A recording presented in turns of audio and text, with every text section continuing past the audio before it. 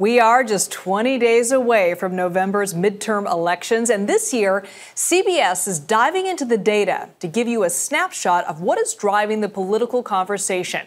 We've zeroed in on what we call election influencers.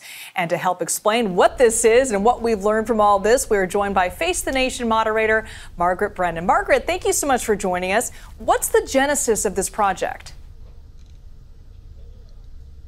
Well, thanks for having me. This is a project that we're excited about because over the course of the past year, CBS has spoken to tens of thousands of potential voters to really kind of understand how they define themselves, where they're coming from. If you want to understand what influences an election, you have to understand the motivations of the people casting the ballots. And what we've done is break it down into 4 different categories. This is responding to what voters are telling us. One of them, I think, most powerfully described is pressured parents. That's about 13% of likely voters. These are parents who feel pressured from COVID, out of control when it comes to being able to protect their kids because of decline in educational standards, because of inflation costs.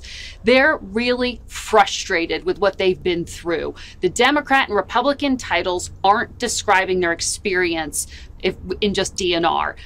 So Trump True Believers is another category that we are tracking. It's about 20% of likely voters. This is the center of gravity within the Republican Party. They believe they're part of the MAGA movement first, Republicans second. Young and the Restless, about 6% of voters. These are people under 30 who think the last generation had it much easier than they do. So the question is, will they show up? If they do, and they vote, they could be decisive. And the other group we're tracking closely is one you've heard a lot about, the Roe restorers, people who are motivated by abortion access. They are primarily women and primarily Democratic women, about 24% of voters that we are watching here, and Democrats are counting on them in what could be a very tight upcoming midterm election. So when I think of influencers, I think of Instagram, but this is a little bit different. Who specifically are these influencers, right? And what can we learn from them? Well, the idea here is that after Election Day is well behind us, we'll be able to look at the data and understand why a certain party won the majority and what made the difference this time around.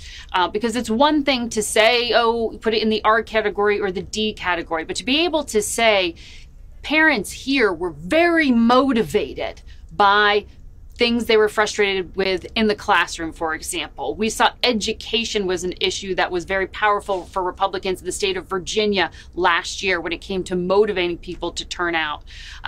We want to be able to nail down those specifics to understand, because America is changing. It has changed through the trauma we've all been through. And this election will see the first reflection of that. It's such a great initiative, I think, Margaret, because it takes it a little bit deeper rather than just looking at the numbers on who voted for who. You're going into the why and why they were motivated to make that decision when they went to the ballot box. It's wonderful. All right, Margaret, thank you so much.